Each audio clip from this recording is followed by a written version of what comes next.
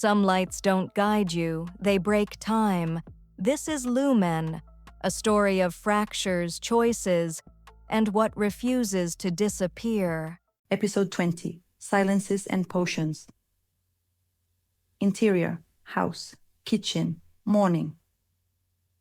Lila packed a small basket for their walk. She talked quickly, trying to make Eryon smile. He had only just entered their lives. He still carried the reserve of a stranger. His gaze was attentive, curious, sometimes lost. Lila, shy cheerfulness. Well, I know you don't know everything about us yet. I'll tell you embarrassing things about my sisters. If you promise to laugh. Eryon, sketching a careful smile. Deal. I'm ready to learn. Voice off. You don't belong to me yet. Eryon closed his eyes for a moment, brought the smile back for Lila, and kept listening to her. Next, path/orchard. Day. They walked outside. Lila told him about her recent life with her sisters, their daily routines, the small things that made them imperfect and tender. Eryon asked questions, quietly noted details, and tried to build something new between them. He laughed sometimes, but often seemed pulled by an inner tension. Lila. Kira is obsessed with herbs. Sasha always carries a knife. And me, I make cookies that sometimes go up in smoke. Eryon, it must be strange for me stepping into a family like this, but I like listening. Lila smiled, glad for his sincerity. Eryon flinched. The voice came back like a thread. Interior library. Day. Lila and Eryon came in, brushing a light drizzle from their coats. Lila was warm and smiling. Eryon seemed lighter, but still on guard.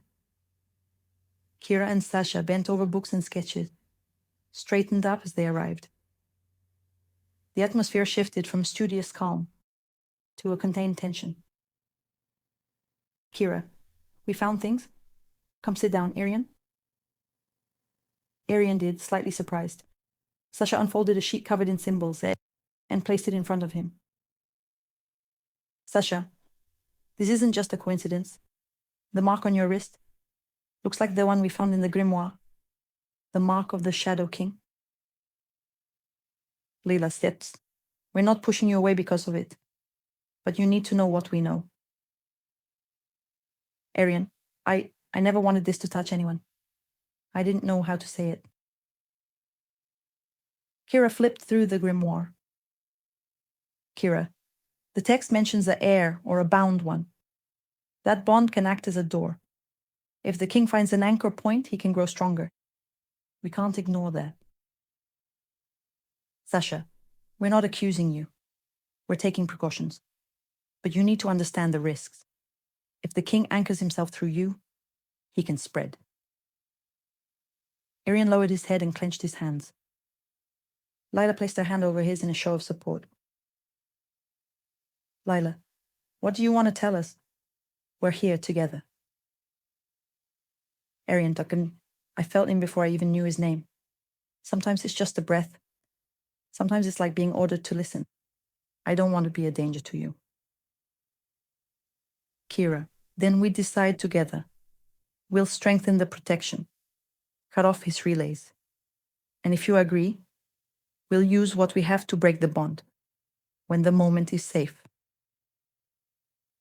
Sasha, we'll protect you, but not at the cost of staying blind. You'll help us understand what you feel. The conversation continued in whispers. Tasks divided. Protective measures discussed. Solidarity promised. The vials remained sealed. The grimoire's mystery was mentioned but not revealed.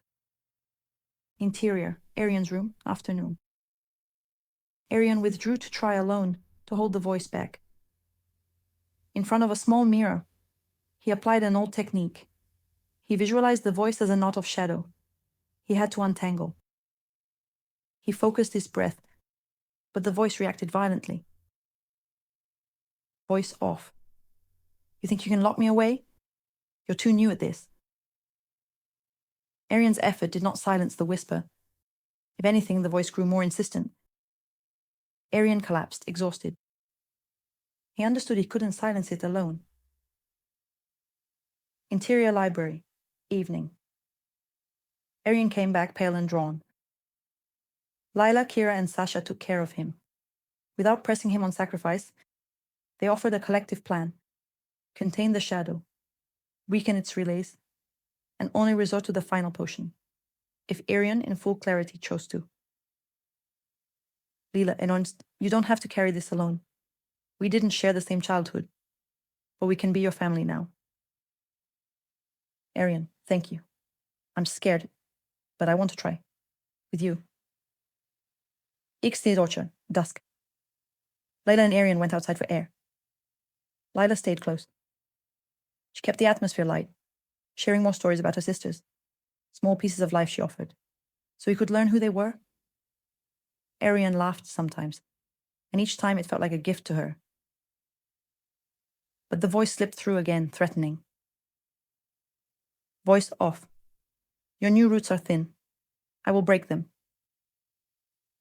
Eryon stiffened. Lila didn't push for an explanation. She took his hand. The silence was protective. Lila, I'll stay. Even though we just met. I'll stay. Eryon, that's more than anyone has offered me in a long time. Interior library. Night. In the library, the family worked out the next phase of the plan. Small strikes to cut the king's relays, weaken his presence in the village, reinforce the protections. They placed the potion in a chalice, but sealed the condition. It would only be activated if Eryon gave his consent with full awareness. Kira, we weaken him. We wait for the moment he's vulnerable. Then we act. Sasha, and if you refuse, we adapt. We'll protect you. Eryon rested his hand on the chalice. His heart was divided. The decision was still ahead, but he was no longer alone. Exterior house, night. Late that night, Lila walked Eryon outside for some air. At the door, she handed him a scarf, a simple protective gesture. He went back inside. Behind her, the house remained guarded by the runes, but the threat still hung in the air. In the thin silence, Eryon thought he heard a breath, very close, like a whisper meant for him alone. Voice off. Patience.